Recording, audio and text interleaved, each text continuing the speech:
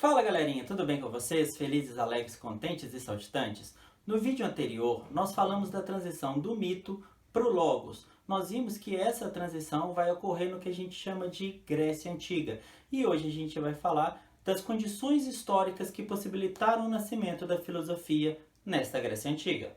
Bom, a gente falou que os homens no início, antes da criação da filosofia, ele criava respostas para suas dúvidas, para seus questionamentos, muitas vezes utilizando a ideia do sobrenatural, a ideia das divindades, que é o que constituía a mitologia daquele povo.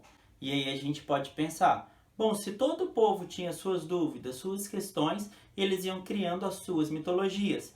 Então por que foram os gregos os primeiros a tentar criar uma forma de pensar que superasse, que fosse diferente dessa mitologia, que fosse racional e não só mais com apego aos deuses? A Grécia conseguiu juntar no seu território algumas características advindas do seu percurso histórico, da sua localização geográfica, que possibilitasse ela criar a filosofia antes dos outros povos. Para entendermos isso melhor, primeiro é importante entender o que vem a ser esse Grécia Antiga.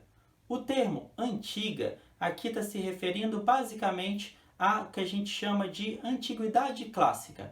A Antiguidade Clássica é um período da história cultural, compreendido do século 8 a.C. até ali mais ou menos o século 6 depois de Cristo, e se refere a todo o entrelaçar de culturas que existiam ali na região geográfica do Mar Mediterrâneo.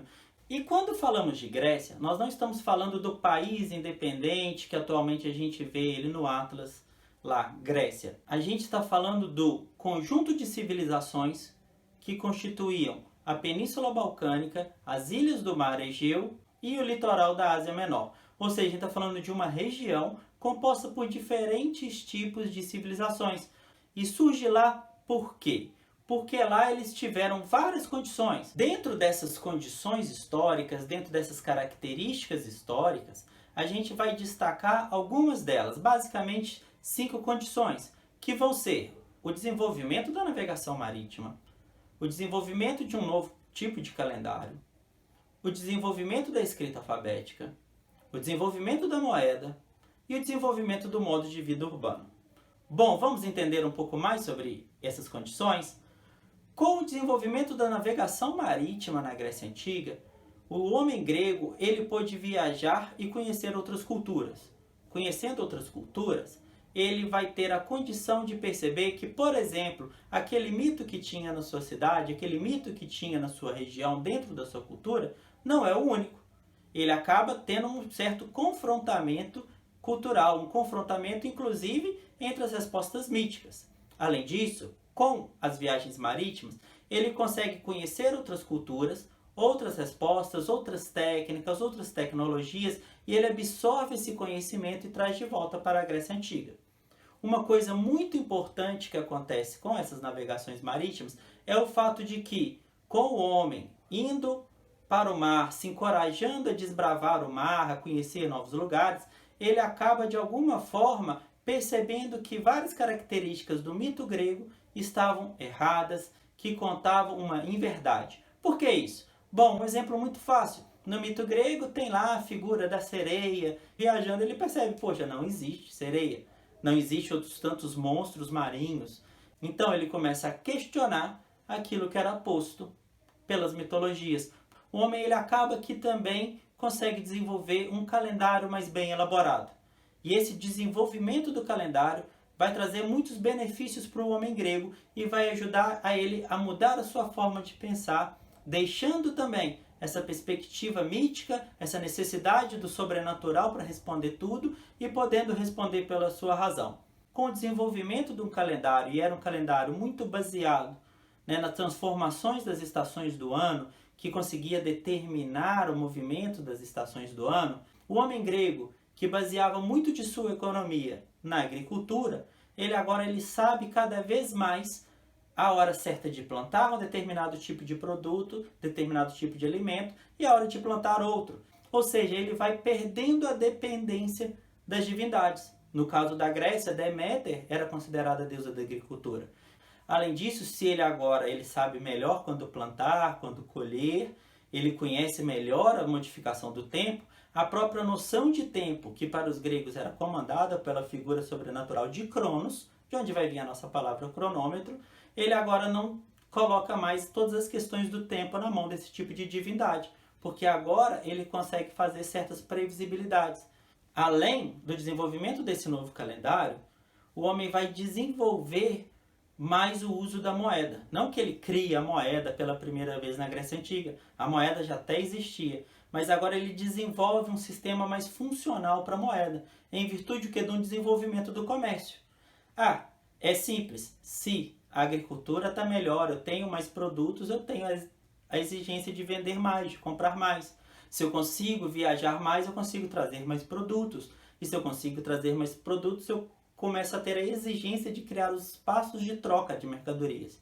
E com isso, eles desenvolvem um mercado que vai ser um espaço de troca de mercadoria, mas que vai ser também um espaço de intercâmbio cultural, de intercâmbio de ideia. O homem grego tem uma perspectiva um pouco diferente, talvez, da nossa, que o mercado ele é também um lugar de troca de informação, de troca de cultura, de conversa. Por que uma noção um pouco diferente da nossa? Bom, sei lá, o símbolo maior que a gente tem hoje dos mercados seriam talvez os shopping centers. E normalmente a gente não vai lá para conhecer pessoas, ficar batendo papo com o vendedor, trocar informações culturais. Normalmente você vai com um objetivo simples, comprar tal mercadoria, ou só tô dando uma olhadinha. Ou você vai para ficar lá sentado na praça de alimentação, muitas vezes disputando ali um lugar, né, esperando alguém levantar para você correr com a sua bandejinha. Não é aquele lugar que você vai para trocar cultura, trocar informação, aprender, conhecer o que está sendo, né, desenvolvido, aprendido ali dentro daquela cultura. E falando mais especificamente do desenvolvimento da moeda, o homem com esse desenvolvimento, ele tem a exigência de trabalhar melhor as suas noções matemáticas, as suas noções abstratas, ele é obrigado a saber fazer melhor os cálculos, ou seja, a sua vida passa a depender mais de princípios racionais, de princípios numéricos, e passa a exigir maior um raciocínio abstrato. Outra coisa muito importante que vai acontecer nesse período é o desenvolvimento da escrita alfabética. Com o desenvolvimento da escrita, a gente vai ter vários benefícios para o nascimento da filosofia. Uma delas não precisa de estar ali o falante para existir informação, basta você ter um texto escrito e uma pessoa que saiba ler e ela vai poder absorver essa informação. E se você faz cópias desse material, você pode passar essa informação para um número muito maior de pessoas. Além disso, quando a informação era com base na oralidade, no caso dos mitos, você dependia lá daquele poeta estar falando as narrativas míticas, né? Ele podia algumas vezes fazer variações na interpretação para atender à demanda do público. Agora, quando o texto está escrito, essas variações elas acabam que elas não vão existir mais, porque uma vez que você escreve determinada versão, aquela ali ela está posta, ela está dada. Além disso, sei lá, se um poeta morre, morre com ele o conhecimento que ele tem. Mas se o texto está escrito e quem escreveu morre, o texto dele continua lá. Por fim, a última característica histórica que a gente vai trazer, que contribuiu para esse desenvolvimento da filosofia na Grécia Antiga, foi o desenvolvimento do modo de vida urbano. E aqui talvez um grande diferencial da Grécia para os demais povos. Em especial, nesse desenvolvimento do modo de vida urbano, a gente vai destacar 3 características. A primeira delas é a ideia de espaço público. Com o grego criando agora as noções de polis, de cidade-estado, as noções de cidade, de modo de vida urbano, o grego vai criar a noção de espaço público. O que isso quer dizer? Quer dizer aquele espaço que é de uso para todos. O espaço público, a coisa pública, é a coisa que pode ser utilizada por todos os indivíduos daquela cidade. A gente talvez não entenda muito bem na nossa cultura esse sentido, porque é muito comum a gente ver algumas pessoas que entendem que coisa pública não é aquilo que é de todos, mas a noção de que é aquilo que não é de ninguém. É fácil ver pessoas que pensam, esse banco da praça aqui não é de ninguém, então posso quebrar, posso pichar, essa academia popular aqui na pracinha não é de ninguém, posso quebrar. E a ideia é o contrário, se ela é pública, ela é de todos, então todos devem se preocupar com aquilo, todos devem cuidar, todos devem se interessar em ter aquilo para o seu uso comum de todo mundo. E o grego desenvolve essa noção de espaço público. E desenvolvendo essa noção de espaço público e começando a utilizar esses espaços públicos, que vão ser as ágoras, que vão ser as praças, vão ser os mercados, os comércios, os espaços de comércio, vão ser os templos. Eles começando a utilizar esses espaços públicos, eles vão desenvolver uma segunda característica muito importante, que é a ideia de discussão pública. Os gregos começam a utilizar esses espaços para discutir, para debater, para conversar, para expor as suas ideias. Era comum ver nessas ágoras, nessas praças, serem utilizados para o quê? Para as pessoas exporem suas ideias, as suas perspectivas. E isso vai auxiliar muito o desenvolvimento da filosofia. Por quê? Porque vai colocar em confronto direto perspectivas distintas, ideias distintas, onde as pessoas vão tentar chegar num certo consenso ou numa certa verdade.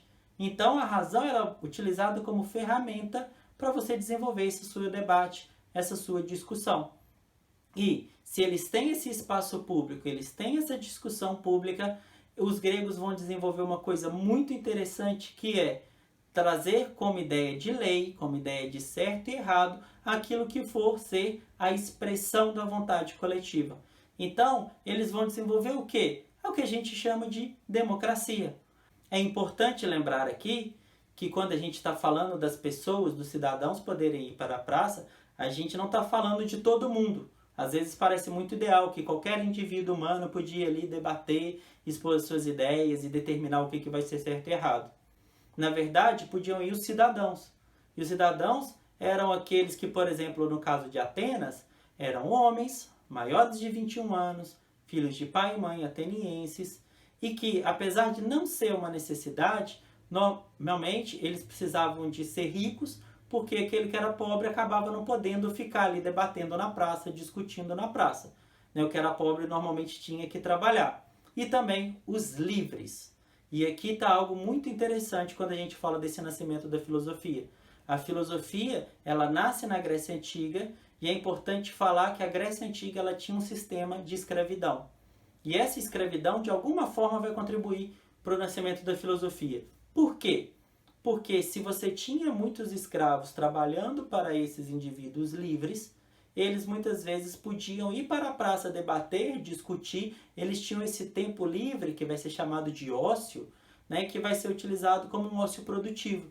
Então, por não ter que fazer esse trabalho manual, por ter esse ócio, esse tempo livre para pensar, discutir, debater, isso vai contribuir para o nascimento da filosofia dentro dessas cidades gregas.